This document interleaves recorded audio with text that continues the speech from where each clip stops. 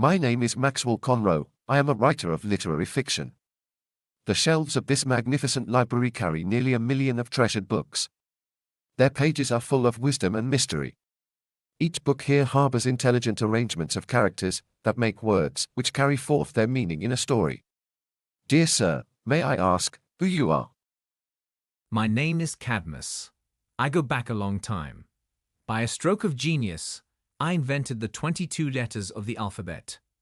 Yes, each of the letters that you still use today as a writer corresponds to a single sound. Without my alphabet, you could not write down any of these sounds into words by combining my letters. Dear Mr. Cadmus, but if you are from that long ago, how did you get here in this library today? Are you perhaps a product of my imagination? Mr. Maxwell, as a writer, you should know how I got here. Although I lived long ago, maybe 3,000 years or more, I can appear wherever I am desired and needed. And anyone can imagine that when I invented the alphabet back then, it looked a bit different from the one you use today. But in spite of some small alterations, the letters that flow from your pen are very familiar to me. For example, Maxwell, I still recognize that the letter B that you just wrote down a few minutes ago. In my days, this letter was called Beth, that is to say house. You also used the letter L, which we called Lamidi, because resembles a goat.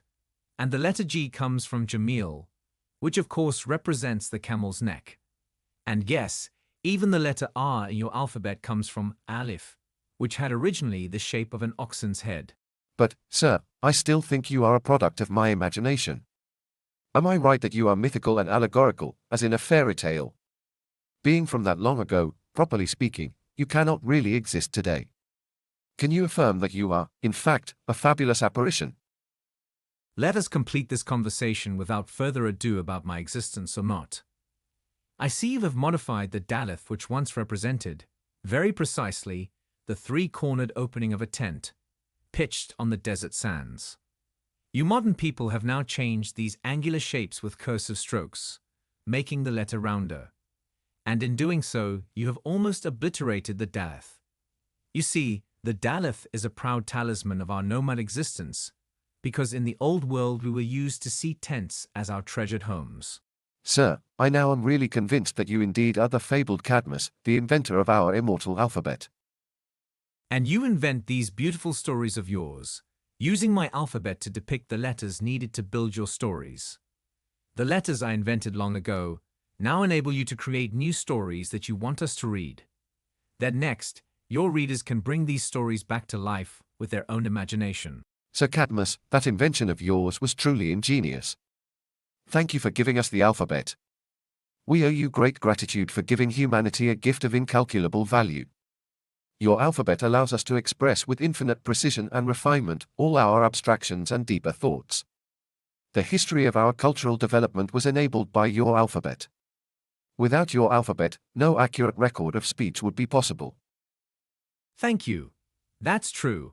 My alphabet was at the base of the Arabic writing. But as for the vowels, yes, I will confess that I have always had a bad habit of jumbling and confusing them together. But nonetheless, my alphabet has become, throughout the whole world, the necessary and perfect instrument of thought expression. My scripture was adopted and further developed by the Greek and Latin scripts, and it is being used in Ethiopian, as well as in the Farsi writing of Persia, and even in the Hindi of India.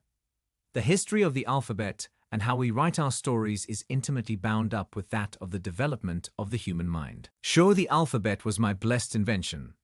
But initially I created the alphabet only for a practical purpose, and that was bookkeeping the products sold and bought in my trading business. I had not the smallest inkling that my alphabet would one day be used in literary writings, as you yourself do today. What I needed was a system of rapid notation, and I have borrowed elements from my neighbors. In fact, my signs used for the alphabet I found in part in Egypt, and other parts I took from Babylon.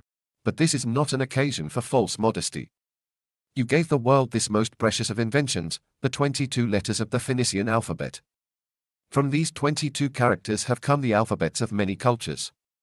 There is rarely a thought on this earth that we do not fix and preserve using your alphabet. Geek Cadmus, from your alphabet rose the Greek and Latin scripts, which in turn gave birth to all the European types of writing. From your alphabet also arose all the other scripts from the Hebrew to the Arabic. All these books here preserve the collective culture and memory of the whole of humanity. Where else than in this magnificent Ithra library in Dhahran can we best discover new meaning written down in books carrying knowledge and culture? Yes, you are right. There exists no better place than a library to find new knowledge and meet new, and even, old friends. Reading these books gives us access to beautiful stories of ingenuity that is far beyond our personal imagination. Sir Cadmus, I truly treasure the favor of your generous visit, spending a brief moment in our company and allowing me to portray you, Cadmus, as the inventor of our alphabet. There is not, at this present hour, anywhere in the world a single form of writing that does not descend from your invention. Whomever in our world writes down a word is indebted to you, Cadmus. Thank you for giving humanity your precious alphabet. Thank you, Mr. Maxwell. I'm glad you like my little invention so much. And now farewell. I wish you and your family a long and happy life. Sure enough, you have all witnessed and seen that I have spoken to Cadmus. And his alphabet lives on in the millions of books here in this marvelous library, the King Abdulaziz Center of World Culture, also known as Ithra, rising from the desert in Dhahran, Saudi Arabia. My name is Maxwell Conroe, and I sincerely thank you for your attention.